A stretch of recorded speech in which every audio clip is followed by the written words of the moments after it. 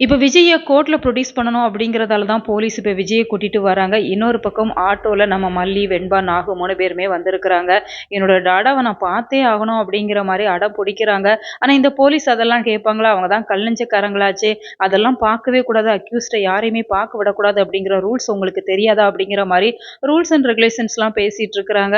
ஆனாலுமே அங்க இருக்கிறவங்க சொல்லிட்டு இருக்கிறாங்க, பாவம் சின்ன குழந்தை பார்க்க விடுறதுல என்ன அப்படிங்கிற மாரி சொல்றாங்க. இப்ப வெண்பாவுமே கையில ஒரு பிஸ்கட் வச்சுட்டு நான் என்னோட டாடாவுக்கு குடுத்தே ஆகணும் அப்படிங்கிற மாரி அடம் பிடிக்கிறாங்க. ஆனா ஸ்டார்ட்டிங்ல என்னவோ இந்த போலீஸ் முடியாது அப்படிங்கிற மாரி தான் சொல்றாங்க. வெண்பா குட்டி அவங்களுக்கு ஃபிக்ஸ் வந்த மாரி ஆக்ட் பண்றாங்க. அதெல்லாம் என்ன ஒரு ஆக்டிங் அப்படிங்கிறத பாருங்க.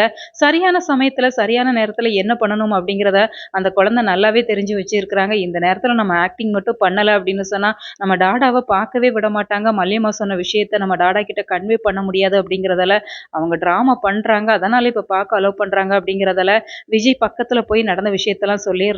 நீங்க போலீஸ் உங்கள அடிச்சாங்க அப்படிங்கிற விஷயத்த மட்டும் நீங்க சொல்லிருங்க. மத்ததெல்லாம் லாயர் பார்த்துருவாங்க அப்படிங்கிற மாரி இப்ப வெண்பா சொல்லிடுறாங்க அப்படிங்கிறதால, இப்ப விஜயுமே கோர்ட்ல நடந்த விஷயங்கள எடுத்து சொல்லிடுறாங்க. ஏன்னா என் மேல எந்த ஒரு தவறும் இல்ல. ஏன்னா விஜய பொறுத்தவரைக்கும் இவ்ளோ நாள் வரைக்குமே நான் தான் அந்த விஷயத்த பண்ணேன் அப்படிங்கிற மாரி தொடர்ந்து சொல்லிட்டு இருக்கிறாங்க.